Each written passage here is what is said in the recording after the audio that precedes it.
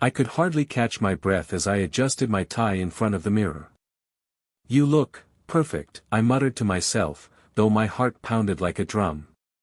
"Hey, calm down, you'll trip over the carpet before you even reach the altar," my best friend nudged me. "I can't help it," I admitted. "Today feels unreal." "You've got this, man. She's waiting for you," he said with a grin. I forced a smile and walked toward the reception hall. Guests cheered as I entered.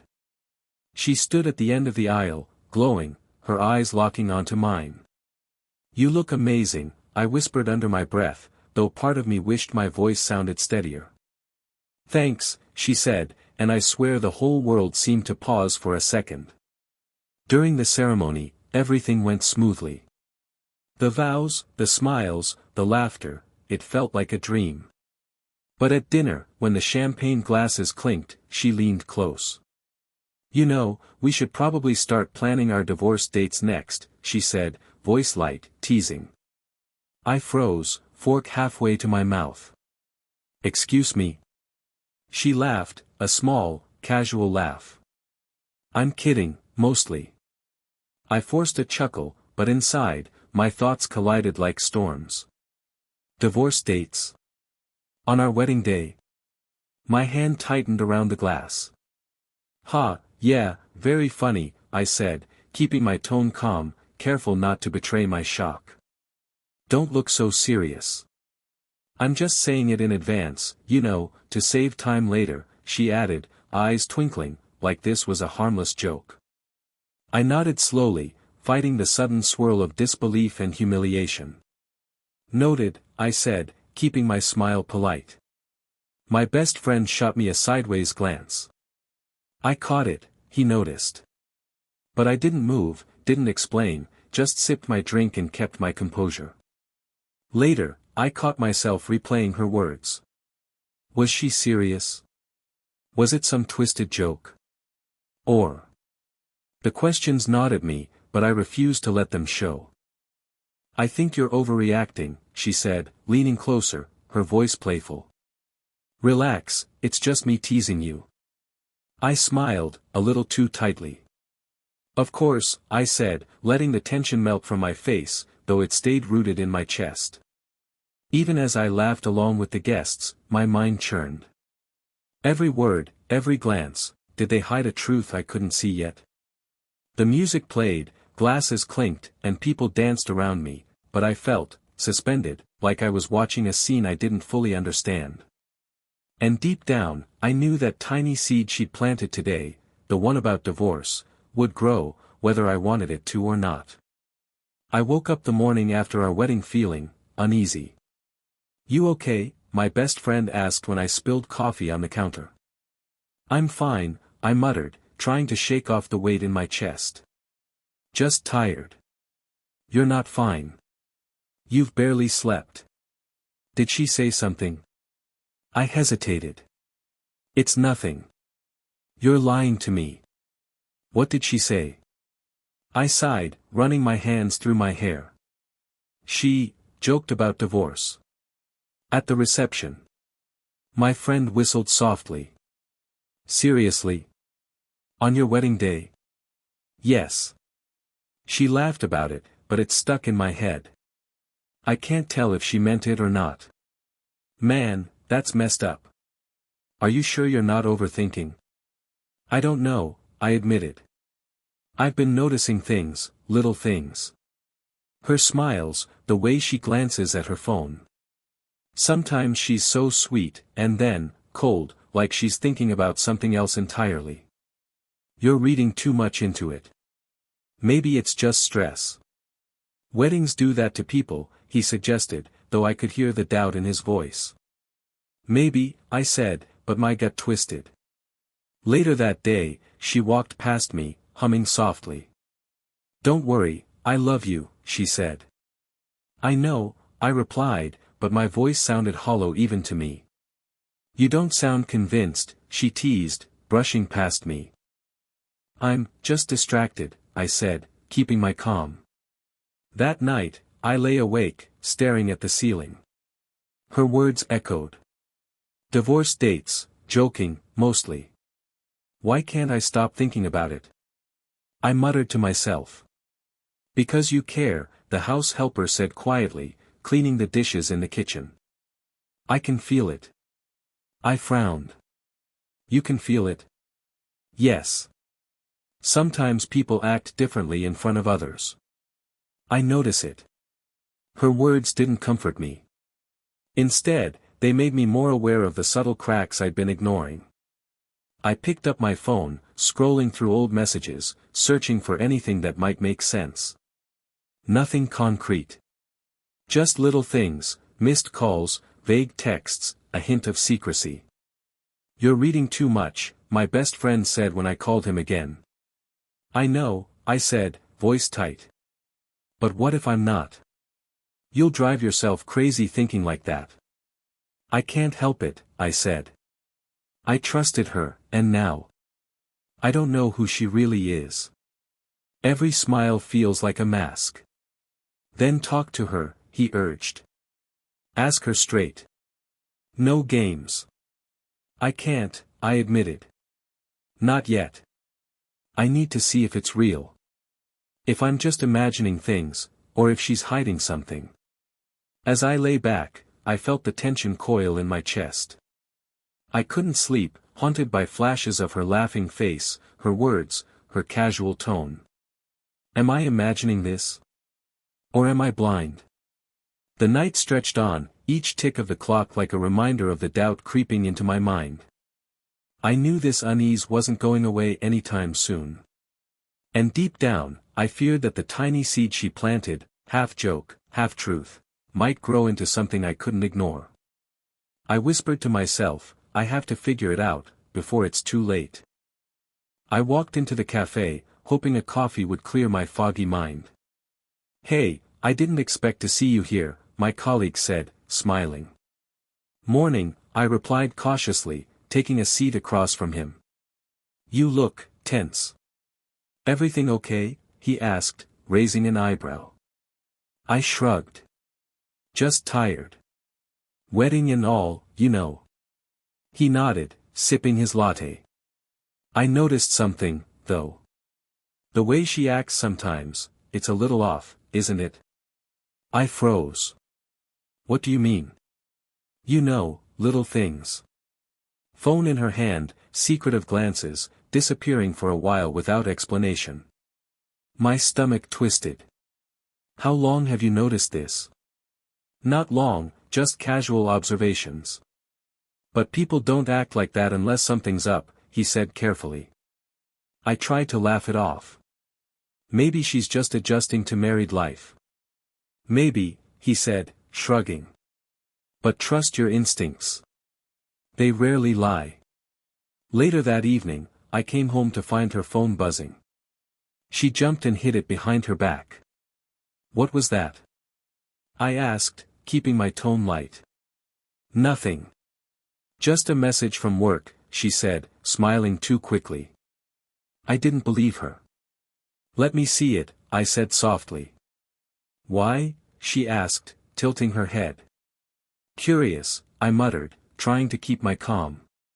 She laughed. You're paranoid. It's just a stupid message. Don't be silly. I nodded, but my mind raced. Why the sudden defensiveness?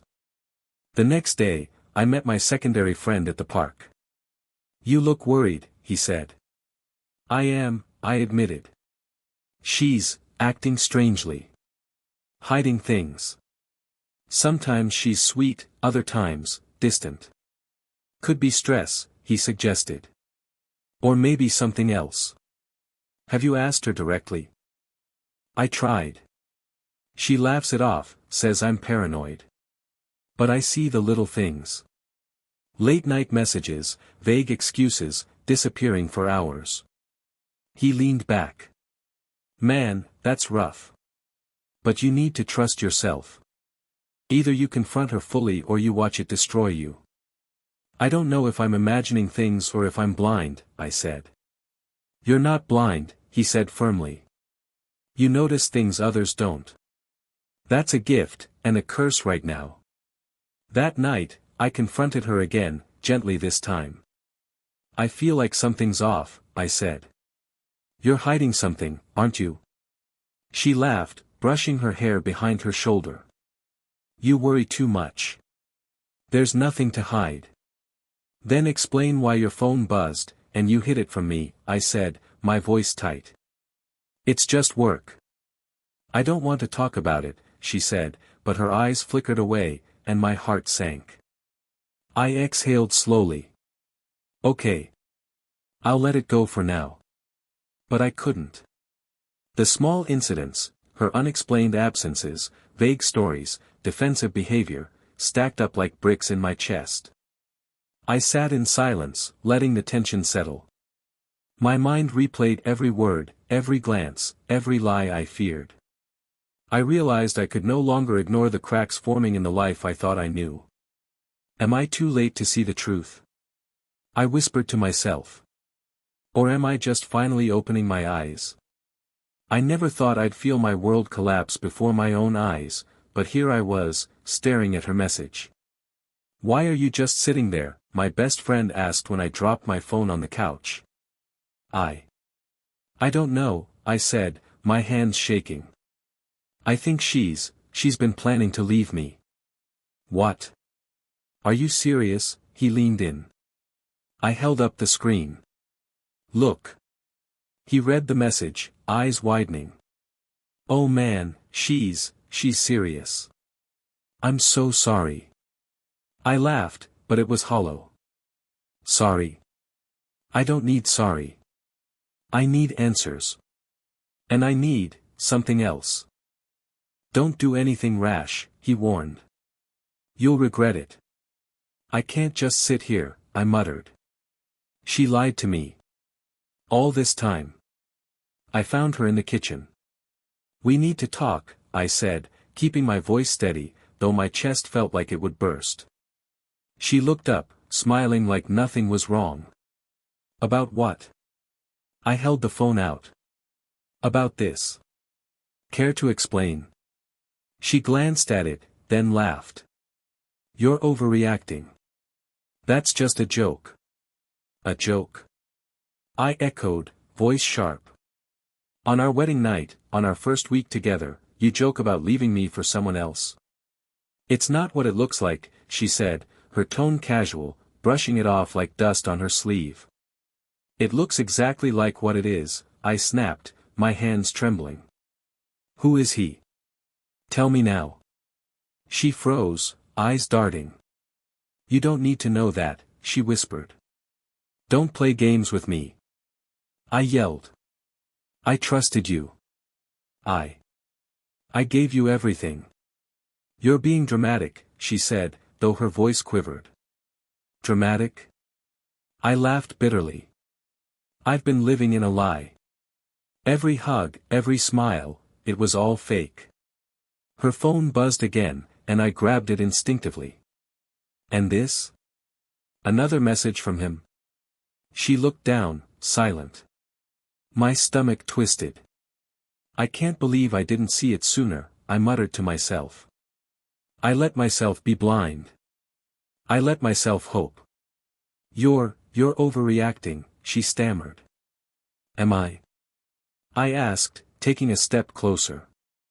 I see the messages. I see the excuses. I see the sneaking around. And I see how easily you lie to my face. Her lips parted, but no words came. I could see the guilt in her eyes, the mask slipping. Why? I whispered. Why betray me like this?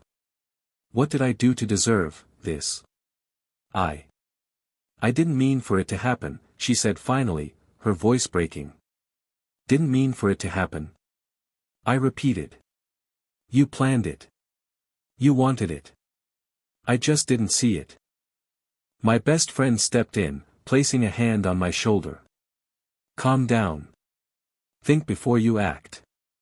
I can't, I said, voice low, controlled, but shaking. I need to decide. Do I confront her now, make her pay? Or do I wait, and let karma do its work? She looked at me, eyes wide, maybe finally realizing how serious I was. I didn't think. Don't even try to explain, I said, backing away. I need space. I need time. I need to be me again. And in that moment, amidst the shock, the humiliation, and the anger, I felt the first spark of resolve. I won't let this break me, I thought. I will take control of my life, my dignity, my future. She made her choice. Now it's my turn. I turned toward the door, phone in hand, best friend close, and left the house with a heartbeat loud enough to drown out everything she hadn't said. I didn't answer my phone for hours.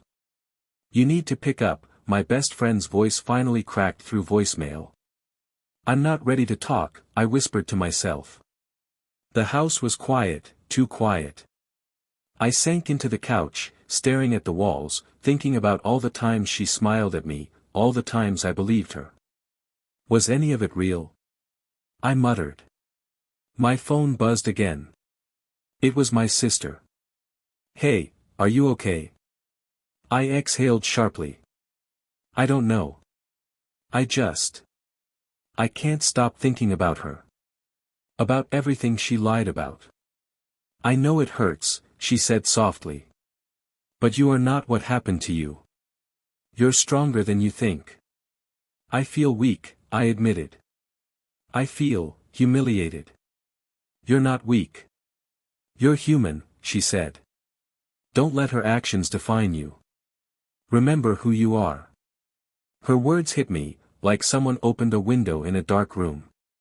Maybe I've been giving her too much power over me, I said slowly. Exactly. Take it back, she urged. Start with yourself. You deserve better. I hung up, staring at the ceiling. Memories flooded back, the laughter, the arguments, the late-night secrets she promised me she'd never have. Every word, every touch, now felt like a lie. Why did I trust her so blindly? I whispered. A knock at the door pulled me from my spiral. My therapist, a friend of the family, stepped in. Hey, she said gently. Mind if I sit? I gestured at the chair. Go ahead. But I don't think talking will help. Sometimes it does, she said, smiling softly. You need to feel, not just think. I rubbed my eyes. I keep going over everything. The lies, the messages. I can't escape it. Good. That means you care. That means you're human. But it doesn't mean you can't move forward. I don't know if I can, I admitted. Part of me wants revenge. Part of me wants to forget everything and pretend it never happened. Revenge is tempting, she said. But it rarely gives you peace. What if you focused on reclaiming your life instead? Your dignity. I hesitated. Reclaiming, how? Start with small things. Your routine, your goals, your friends. Every step you take for yourself, you take power back. And one day, her lies won't control you anymore. I exhaled slowly, thinking about her words. Power back, dignity, myself again. I looked around the room, noticing the half-empty glass, the scattered papers, the chaos I'd ignored. Maybe I can do that, I muttered. Maybe I have to. Exactly, she said. This isn't about her. It's about you. I sank back into the couch, finally letting a small part of relief wash over me. I could still feel the sting of betrayal, the humiliation, the grief, but I also felt the first spark of control. Okay, I whispered to myself. I need a plan. Not just to survive, but to win my life back. And for the first time in days, I felt the weight in my chest lift, just a little. Not gone, but manageable. I stared at my phone, hesitating for the last time. No more messages. No calls. Nothing, I muttered aloud. You really mean it? My best friend asked, raising an eyebrow. Yes, I said firmly. I can't let her control me anymore. I need space, clarity, and truth. He nodded slowly. Then block her. Cut it off completely. I tapped the screen. My heart clenched. Goodbye, I whispered internally. Later, I found myself at the lawyer's office, a small, nondescript room. Anything I need to know? I asked, trying to sound calm. Just the facts, the legal advisor said, flipping through my notes.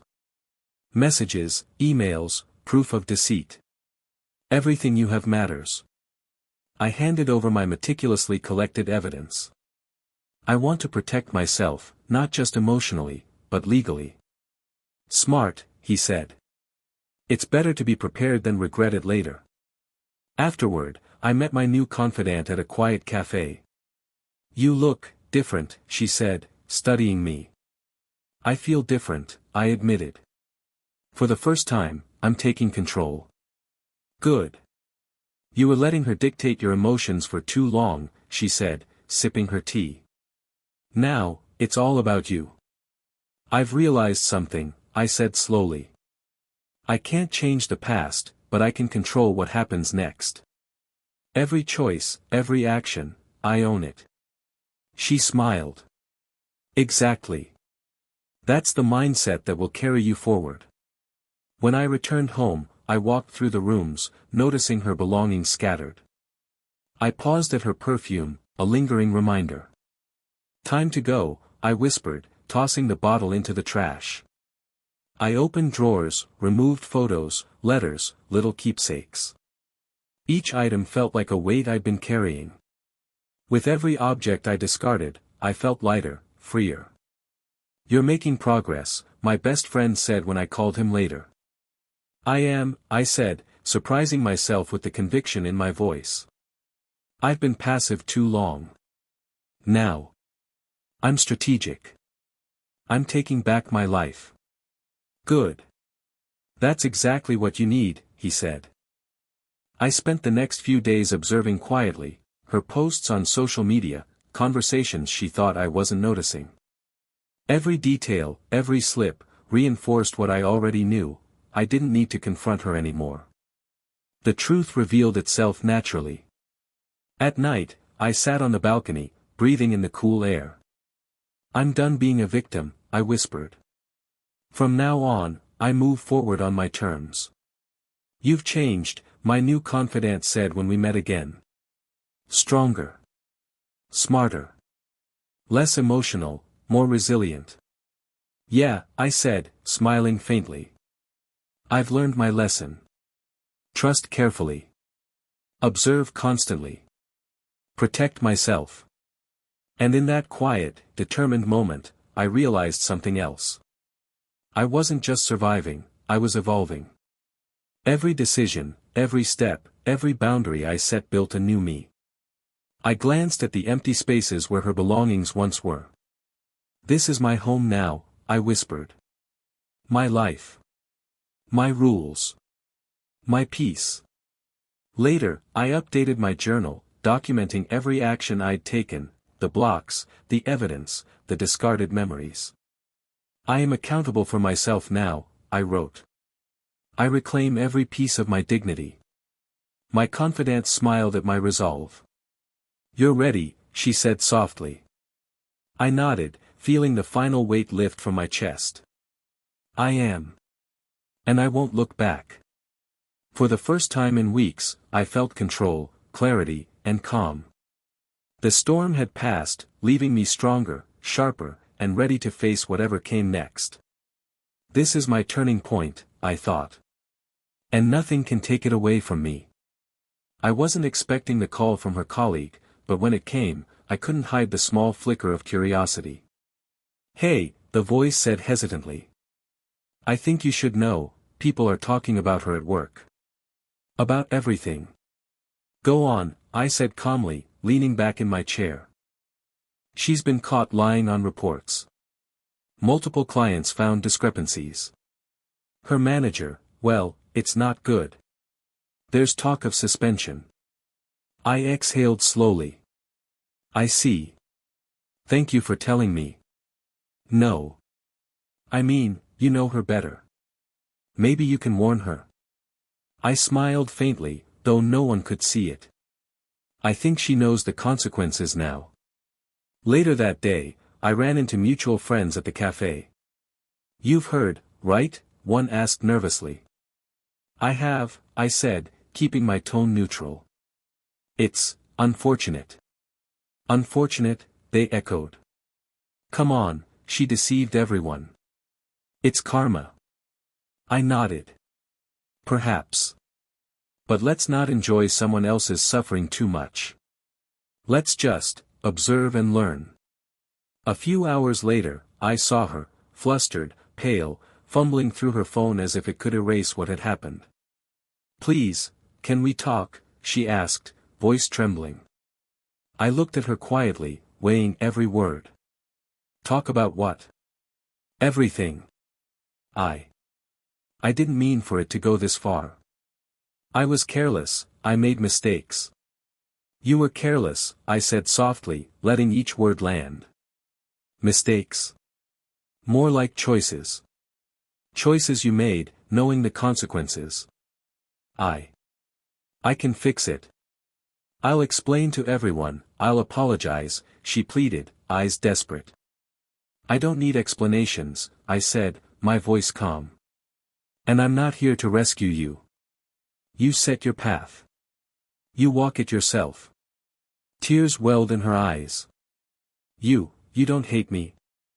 I don't need hate, I said. I need closure. And I've found mine.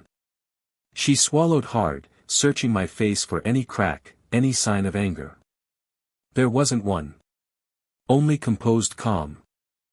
You'll forgive me someday, won't you? She whispered. I shook my head slowly. Forgiveness isn't for you.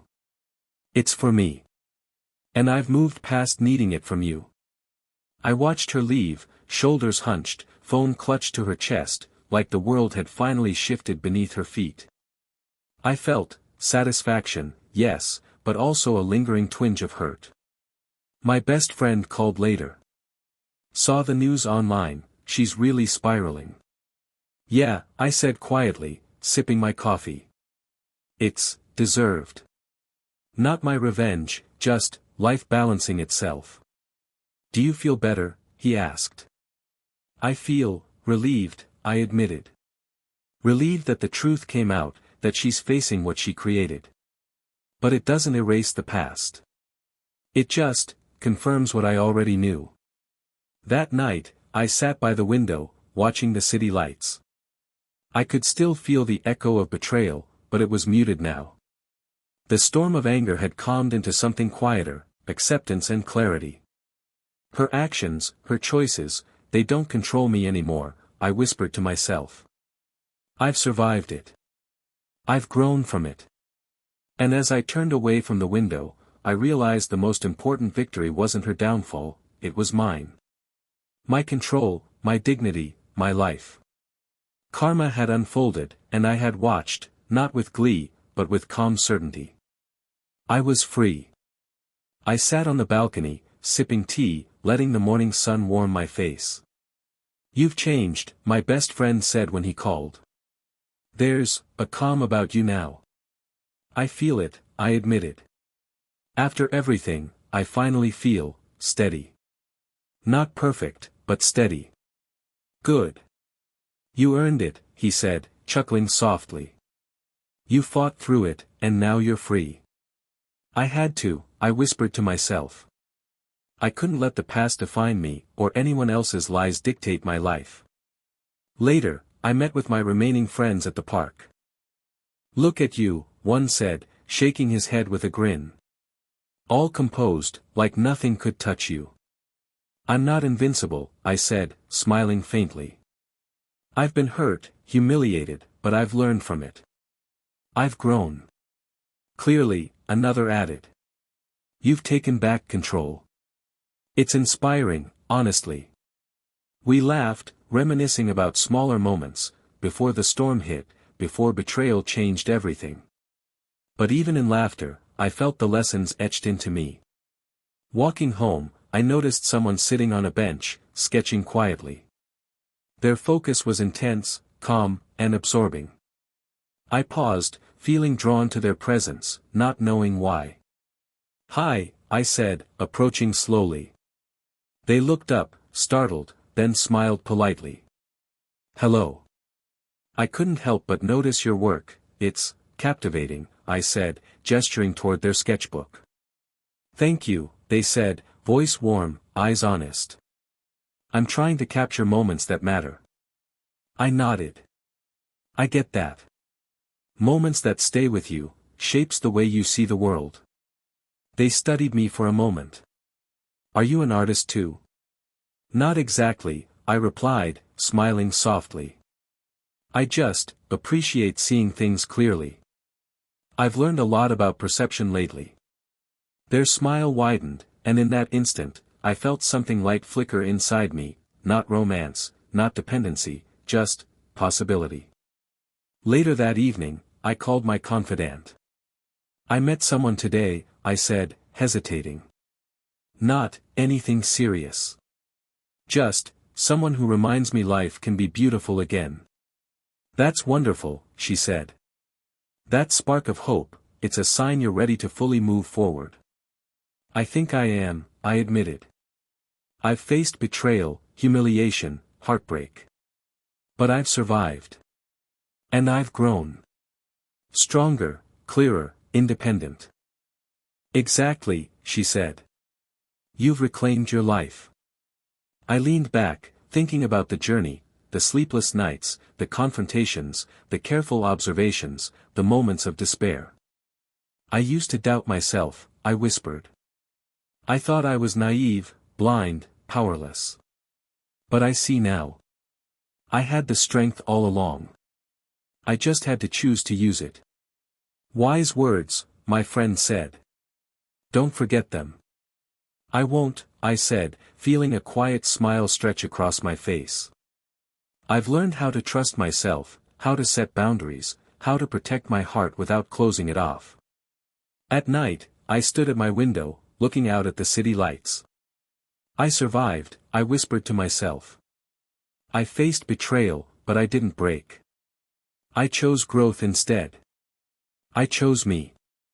And somewhere deep inside, I felt that spark of possibility grow stronger. Not tied to anyone, not dependent on anyone, just a reminder that life had more to offer, more moments to live fully, more chances to embrace joy, creativity, and clarity.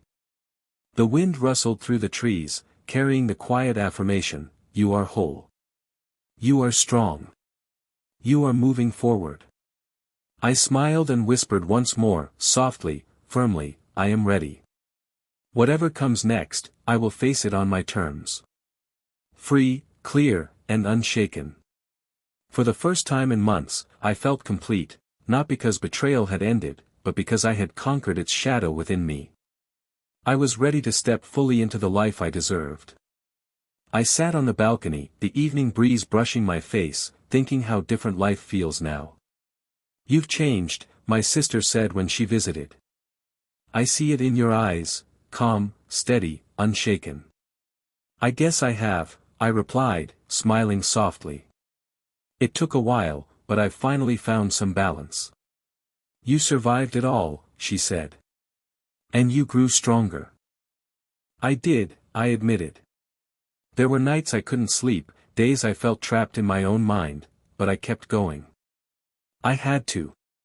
For me. "You sound at peace," she observed.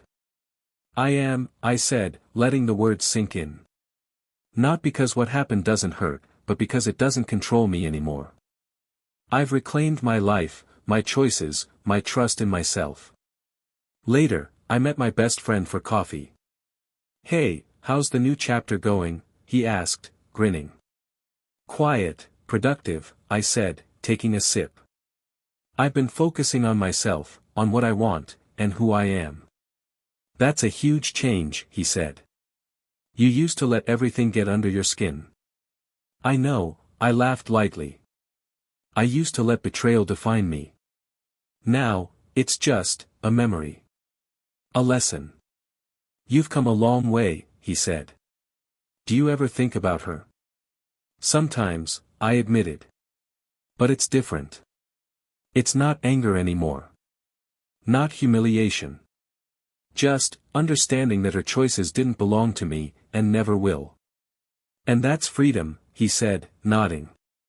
I glanced at the sunset, letting the colors wash over me. Freedom, clarity, self-respect. That's what matters now. I don't need validation from anyone else. You sound happy, he said softly. I am, I said. It's quiet happiness, not the frantic kind I used to chase. I've learned to trust myself first, to listen to my instincts, to set boundaries without guilt. You've grown a lot, he said. Stronger, wiser, more grounded. I've had to, I replied. Pain taught me that.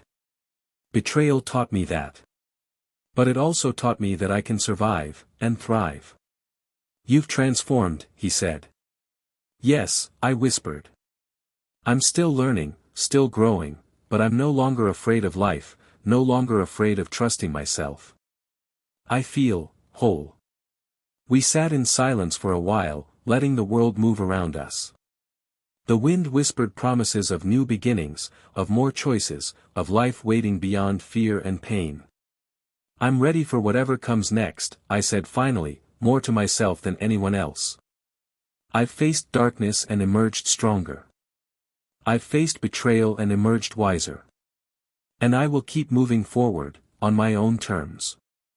My sister had said it first, and I finally understood. I was unshaken, independent, and alive. I survived. I learned. I grew. And now, I'm free.